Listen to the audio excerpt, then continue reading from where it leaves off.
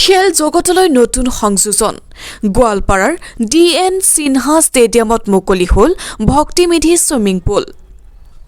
গোৱালপাৰা চহৰৰ DN সিনহা ষ্টেডিয়ামত নিৰ্মাণ সম্পূৰ্ণ হোৱা অত্যাধুনিক সুইমিং পুলটো আজি খেলুৱৈসকলৰ বাবে আনুষ্ঠানিকভাৱে মুকলি কৰা হয়। আগিয়াত মুখ্যমন্ত্ৰী ডক্টৰ হিমন্ত বিশ্ব শৰ্মাই ৰাজহুৱা সভাত ভাৰ্চুৱেলভাৱে উদ্বোধন কৰাৰ পিছত আজি গোৱালপাৰা জিলা ক্ৰীড়া সন্থাৰ সম্পাদক আব্দুৰ ৰহিম জিব্ৰানে পুলটো ব্যৱহাৰৰ বাবে মুকলি কৰে।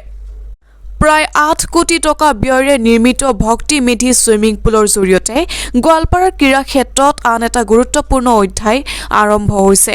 এই পুলটোত অভিজ্ঞ প্ৰশিক্ষকৰ তত্বাৱধানত সাঁতোৰৰ প্ৰশিক্ষণ দিয়াৰ ব্যৱস্থা কৰা হ'ব বুলি জনায় সম্পাদক জিব্ৰানে। তেওঁ কয়, ৰাজ্য চৰকাৰে খেল জগতখনৰ ওপৰত বিশেষ গুৰুত্ব দি এক আমূল পৰিৱৰ্তন আনিব বিচাৰিছে।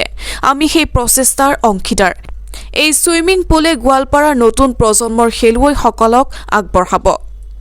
DN সিনহা ষ্টেডিয়াম চৌহদত ইতিমধ্যে 8.67 কোটি টকা ব্যয়েৰে ইনডোৰ ষ্টেডিয়াম নিৰ্মাণৰ কাম চলি আছে।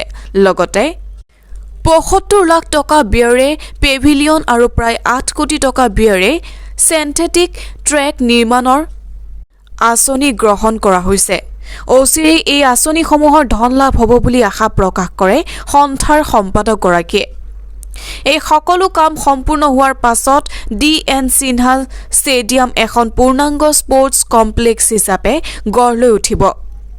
উল্লেখযোগ্য যে ষ্টেডিয়ামখনৰ নামত মুঠ 58 বিঘা মাটি আছে আৰু ইয়াত ভৱিষ্যতে সকলো ধৰণৰ খেলৰ প্ৰশিক্ষণ আৰু প্ৰতিযোগিতা অনুষ্ঠিত কৰিব পৰা যাব। অভাৱটো পূৰণ হ'ল চৰকাৰৰ সদিচ্ছা আৰু তেওঁলোকে চৰকাৰখনে আচলতে ক্ৰীড়া ক্ষেত্ৰত অসমত এক আমূল পৰিৱৰ্তনৰ এক পৰিকল্পনা লৈছিলে আৰু সেই পৰিকল্পনাৰ অংশীদাৰ আমি হৈছোঁ। যে আমি য'ত থিয় হৈছোঁ চুইমিং পুল, এইটো ভক্তিনিধি চুইমিং পুল। চুইমিং পুলটো 8.5 কোটি টকা দি নিৰ্মাণ কৰা হৈছে। 8 কোটি টকা, সেইটো হ'ল 8.67 8.67 আছিল। সেইটো হ'ল 8.67 লাখ টকা দি ইনডোৰ ষ্টেডিয়াম। আৰু এই লেফ্ট চাইডে আপোনালোকৰ পিছফালে চাব, সেইটো 75 লাখ টকা দি এটা পেভিলিয়ন বনোৱা গৈছে। আৰু এতিয়া আমি নিৰ্মাণ কৰি আছোঁ, সেই পইচাটো এতিয়া আমি চেংচন পোৱা নাই, হৈ যাব। 400 মিটাৰ চিন্থেটিক ট্ৰেক, সেইটো প্ৰায় 8 কোটি টকা হ'ব। আমি এটা বাজেট বনাইছোঁ তেনেকৈ।